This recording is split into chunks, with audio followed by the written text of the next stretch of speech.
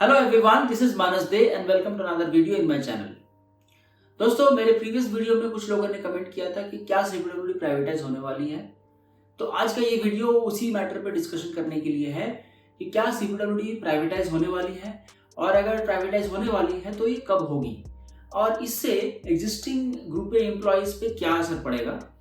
And जो aspiring students हैं जो सीपीडब्ल्यूडी में आना चाहते हैं, क्या उनको सीपीडब्ल्यूडी ज्वाइन करना चाहिए, नहीं करना चाहिए, बिकॉज प्राइवेटाइजेशन से उनको कितना फर्क पड़ेगा, ये सारी चीजें डिस्कशन करेंगे आज के इस वीडियो में। तो वीडियो में एंड तक बने रहिएगा एंड वीडियो अगर पसंद आए तो प्लीज वीडियो को लाइक कर देना।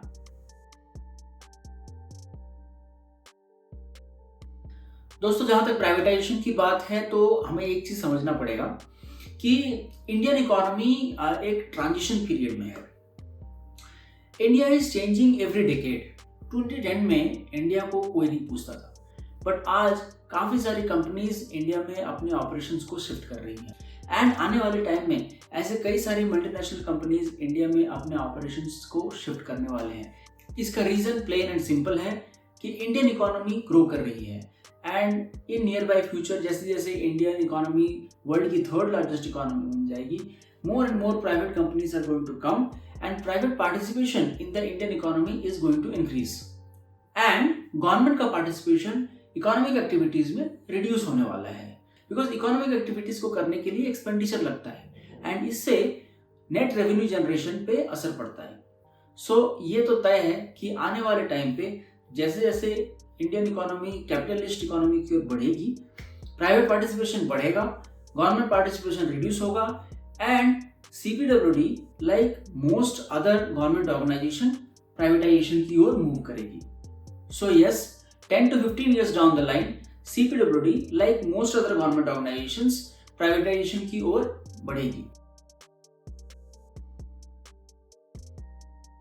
That being said, हमें ये भी समझना पड़ेगा कि इंडियन इकोनॉमी का एक साइजेबल चंक है जो आज भी बिलो एवरेज इनकम लेवल में जीती है and government needs to extend its support to such population, and that's why government needs to build a number of institutions like hospitals, schools, colleges, etc.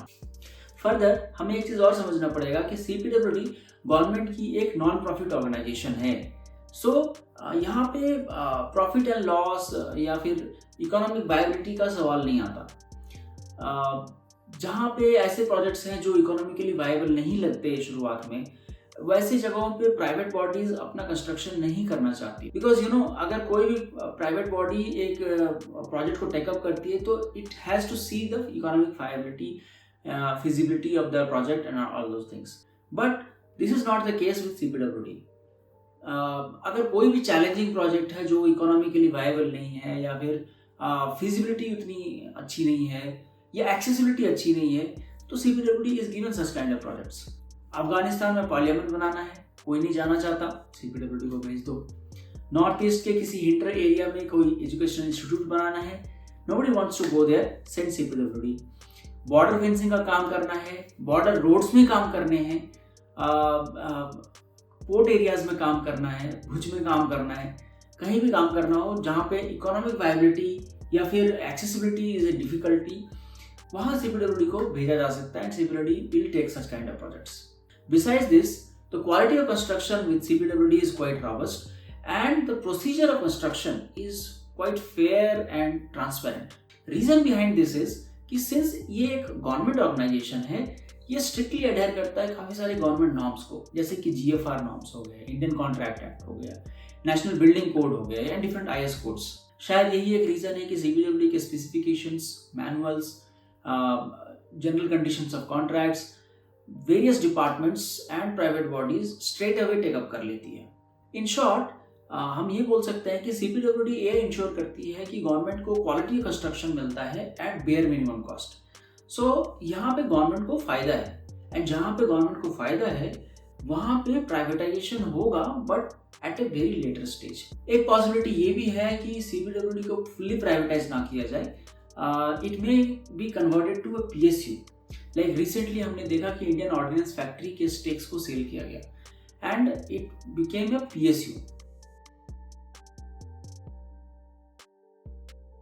सो अगर CPWD PSU बन जाती है या privatise हो जाती है तो यहाँ पे एग्जिस्टिंग एम्प्लॉयज को क्या असर पड़ेगा? तो देखो, सबसे पहला असर तो ये पड़ेगा कि अगर सीपीडब्ल्यूडी पीएसयू बन जाती है या प्राइवेटाइज हो जाती है तो you will no longer be a gazetted officer. आप गैजेटेड ऑफिसर का टैग खो दोगे। बिसाइड्स दिस, वो सारे फैसिलिटीज जो एक गवर्नमेंट ऑफिसर को मिलते हैं वो कुछ चले जाएंगे और कुछ नए फैसिलिटीज ऐड हो जाएंगे। The moment it becomes a private body और इट बिकम्स अ पीएसयू, तो I think need based facilities ही रह जाएंगी। पर देखा जाए तो पास्ट 7-8 ईयर्स में काफ़ी सारे रिफॉर्म्स हुए हैं एंड इन रिफॉर्म्स के थ्रू आज के डेट में गवर्नमेंट एम्प्लॉयज़ को वही फैसिलिटीज मिलते हैं जो रिक्वायर्ड है। So facility wise there won't be much change.